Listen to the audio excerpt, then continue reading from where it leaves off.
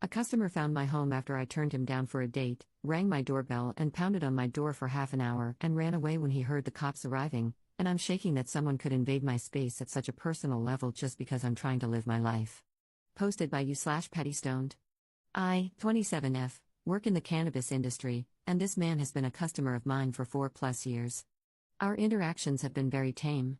He walks in, buys his pre-roll, and walks out. He is about 3 years younger than me, doesn't have a job, lives with his mom, and doesn't have a car, so he walks everywhere. Last Thursday, 7:31, he came around to buy his usual. About 5 minutes later, he came back and said, "Do you mind if I sit down? It's just really hot out there." I didn't mind because the heat index was around 104 degrees, and I was being polite. I gave him a drink and told him to rest until he was ready to leave. He was wearing a jacket in the middle of a heat wave. He ended up staying for an hour, just chatting about random things like the economy, Ozzy Osbourne's death, and things going on in his life. It wasn't until he started talking about trying to find a girl to go to the fair with, take on hikes, etc., that I found his being there suspicious. He seems like a really socially awkward guy, and in the 4 years he's been coming to the shop, I never felt threatened by him. I made it pretty clear that I'm working on myself, that I'm going back to school, working out at the gym, and focusing on myself. I told him if he was looking for a girl, he should try Hinge or Tinder because I've had luck finding last-minute dates there. I basically kicked him out and said, "Well, it's been nice talking to you, but I have to use the restroom." Before he left, he turned to me and asked if I was working on Saturday, 8/2. I told him no, and then he asked me to the fair. I said, "No, I'm sorry, I already have plans." Fast forward to around 9:30 p.m. this evening, 8/3. I was doing laundry, sitting on the couch when my doorbell rang. We live in condos, and normally people come to the back door where the parking lot is. The doorbell ringing is extremely abnormal. I didn't really think much of it. I thought maybe someone had ordered food and it got delivered to the wrong house. I put a load of laundry in and got into the shower. While I was in the shower, I heard someone pounding on the front door. I basically ignored it because I'm not getting out of my shower to answer it. But when I finally got out of the shower, my doorbell was ringing incessantly. Ding, ding, ding, ding. Pound, pound, pound. Ding, ding, ding. I called my mom because I was freaking out, and I was thinking there might be an emergency in the neighborhood, but my neighbors know me, have my number, and would have come to the back door.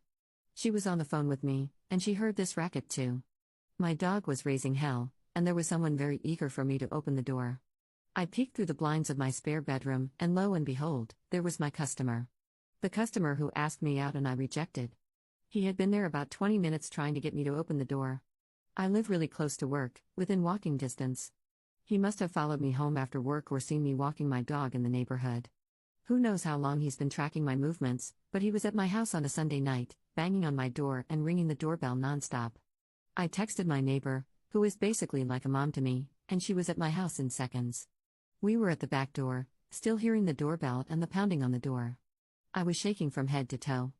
I was disoriented because I didn't know what the hell was going on, and she called the cops for me. The cops were there within 5 minutes. From the time the last knock/ring sounded to the time the cops arrived was maybe 3 minutes. He must have booked it as soon as he saw the patrol officer. I gave my statement to the police, told them about Thursday, told them that my customer had been banging on my door for over half an hour. They called more squad cars to patrol the other neighborhoods. But after 4+ years of having this customer, I don't know his name. I have literally no idea who this guy is or what he wants from me. How long has he known where I live? How long has he been stalking me? What was his motive for ringing my doorbell for half an hour so late at night? Did he want to hurt me? Did he want to kill me? I don't know. All I did was tell him I was busy and I couldn't go to the fair with him. Sorry. I ended up calling my friend, and she's letting me crash at her place tonight, but I'm so uncomfortable about going home. I live alone with my dog, and I don't want to move, but if I cannot figure out this guy's name, there is nothing I can do legally.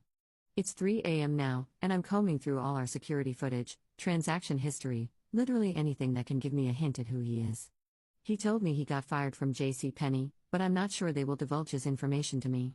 I'm trying to gather enough evidence that the cops can track him down without his name. I'm so terrified. I cannot sleep, cannot eat, cannot fathom going back to the house I call a home, knowing this man infiltrated my life with such demand. How will I ever go back to work? What am I to do? I had plans. I had ambitions to leave this job, but now I'm faced with the choice of leaving now or potentially putting myself in danger. I'm so sick of people. I'm terrified of everyone now. Because no matter how long you've known someone, how many times you may have interacted with them, they are not to be trusted. They are a threat to you, your life, and your personal space. I cannot stop crying, and I'm nervous about everything now. I don't know what to do anymore. I just want to live a normal life where I'm not threatened for declining a date. I just wanted to share my story. I'm going to do my best to file a restraining order, but I'm not sure that is enough. I fear I'll have to move, leave my good-paying job, and watch my every move from here on out. I don't feel safe. Top/relevant comments. Commenter. Please tell your boss/manager. He needs to be banned from the store because he has clearly crossed boundaries, and he does not deserve to have any access to you at all. Ops response. Already on it. My boss is extremely kind and understanding. He is helping me look through the backlog security footage to try and find this guy's name. He is familiar with this customer, as he's been a longtime patron of our store. Commenter 2. In what state did this happen?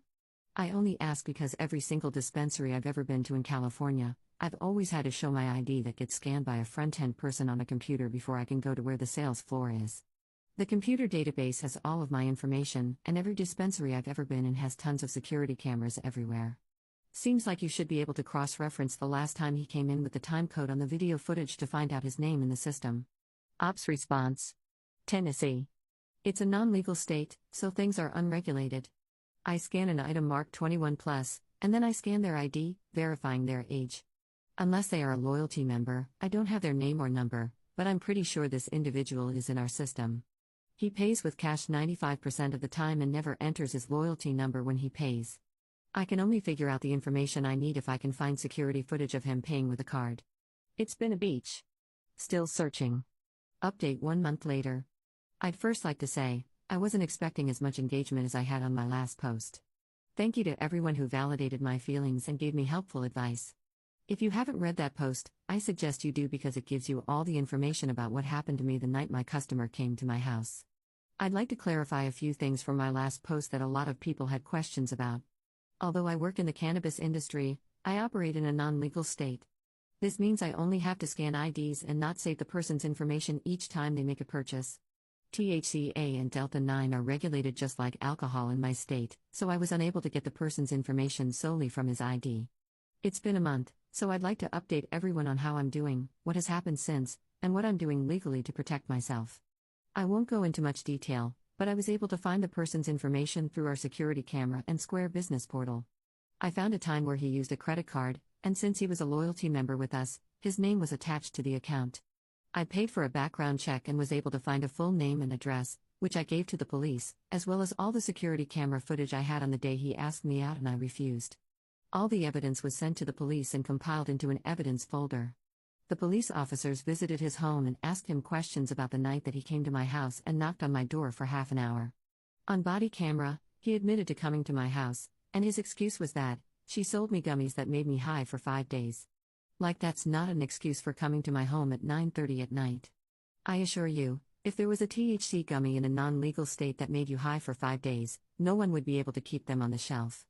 This was enough for the cops to allow me to press charges of harassment against him. In order for him to make bail, he had to sign a bond condition stating that he would not come to my house or my place of business. If he broke that bond condition, he would be rearrested and charged with aggravated stalking. This is exactly what happened today. After almost a month of not seeing this person, I saw him walking in front of my store. I didn't think much of it, although it did frighten me. I continued to help customers and did my job. He was not approaching the building, and there was no reason to lose my cool over just seeing him. That is, until he walked by again. I ended up locking the door and watching his movement from the window. He turned a corner, and I figured, okay, he's leaving, it's nothing to worry about. I unlocked the door to resume business. I was sitting down at the computer when, all of a sudden, he entered the shop and sat down in one of our waiting chairs. I wasn't paying attention to the outside, so he came out of nowhere and shocked me. I said to him calmly at first, "You need to leave or I am calling the cops," and he replied, "Why?" I just kept repeating myself, and he kept saying, "Why? Why? Why?" I finally reached for the phone, and I'm now screaming at him to leave. "Get the F out of here, I'm calling the cops." What irked me the most is not that he had the audacity to violate his bond condition and come to my store, but that he kept saying my first name, like please, up. Don't call the cops, up. Up, why? Why? I didn't even know his name until I pressed charges against him, and he acted like we were friends, like he had every right to be at my place of business, and that I wouldn't call the cops on him again because we had some sort of relationship. It all happened so quickly, and when he finally left, I locked the door again and proceeded to have a full-blown panic attack. I don't know if anyone else has experienced a panic attack, but it felt like someone had dunked my head underwater and I couldn't breathe. My entire body was shaking from head to toe, and I was sobbing. I called the owner, and he came shortly after.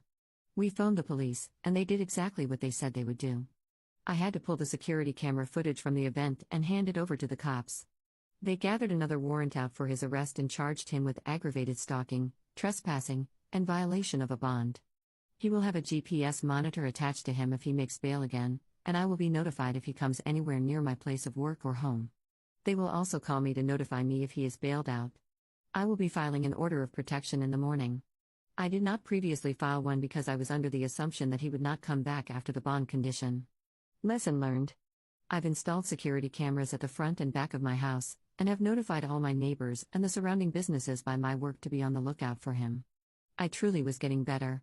I was focusing on my mental health, playing a whole bunch of Animal Crossing, working out daily, focusing on treating myself with kindness. But after today, it's like I've been transported to day one all over again. I start a technical course on Monday, which will hopefully get me out of retail, but for now, I have to continue to work at my job and provide myself an income. I'd just like to say to all the men and women out there dealing with a customer who is a bit too friendly or has made advances toward you, to never take these things lightly. Please learn from my experience that no matter how long you've had a customer or how many times you've interacted with them, they may have ulterior motives.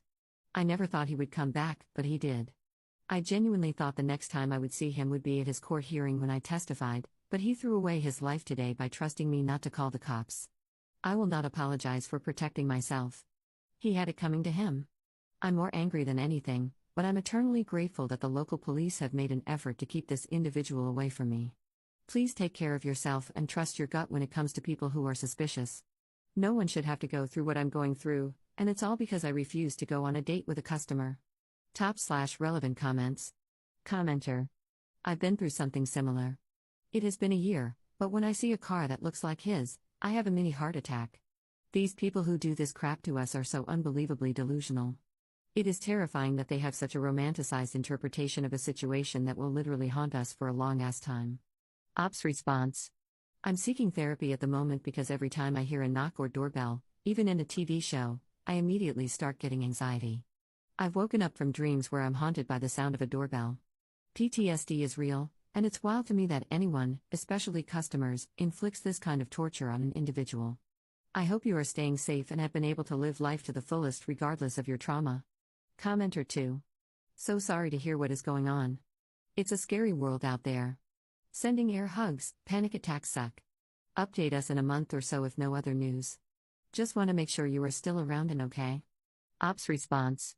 I will be sure to update everyone after his trial and he has been sentenced. Thank you for the support. Us retail folks really need to look out for one another. It's like the Wild West out here.